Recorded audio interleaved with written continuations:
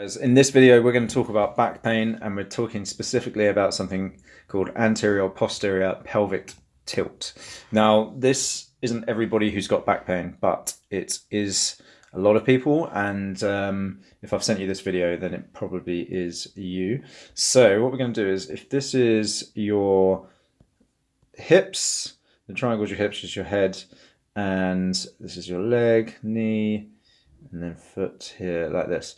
Okay, so this is a side view for most people. Now, so anterior means forward, so it would be your hips kind of tilting forward like that. And if that does that, then this is going to do this, and this is going to make your back more arched, like so. So that is going to put some pressure in your lower back. Now, what is causing this? Now, usually people who've got this anterior pelvic tilt, they're sitting a lot, and same for a posterior tilt as well, but mostly you're tight in the hips, probably in the quads. So this is something that we can foam roll, okay, and stretch. So quad or hip, probably and hip stretch. Okay, and that's going to release the tension, pulling this down.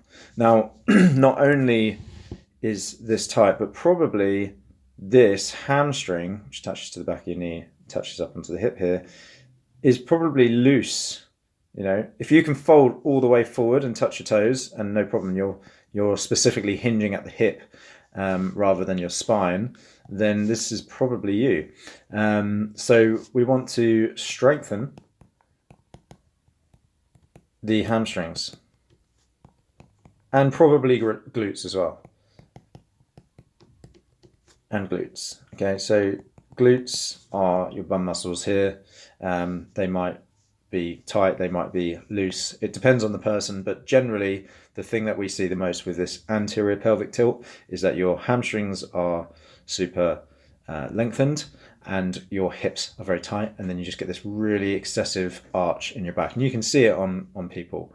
And it might be that you might actually be stiff in your hip as well, and that's stopping you from being able to bend forward.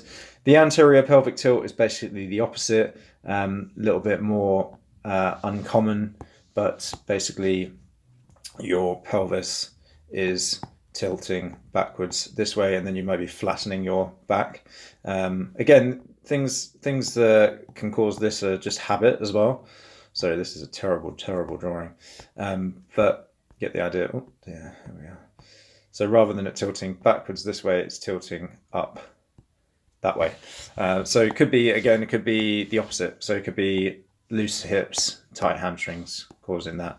And it might not be excessive. It's not quite as noticeable for most people. But if you've got really tight hamstrings, then you want to basically do the opposite of here. So you want to foam roll stretch this and strengthen this. In both cases, strengthening up your core will help you out big time.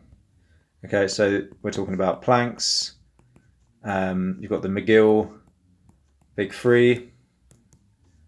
And you've also got foundation training, which you can Google both, look up these systems. They're basically little systems that people have come up with. We've got Eric Goodman's come up with this foundation training, and Dr. Stuart McGill, the Big Three. Both of them are back pain specialists, and they know if you strengthen up the spine and the muscles that support the spine, then you're going to help out a lot, lengthen the hamstrings in most cases. Lengthen the hamstrings here, then you can sort it out. So hopefully that video helps you understand a bit more about your back pain, and if you need any more help, just give us a shout.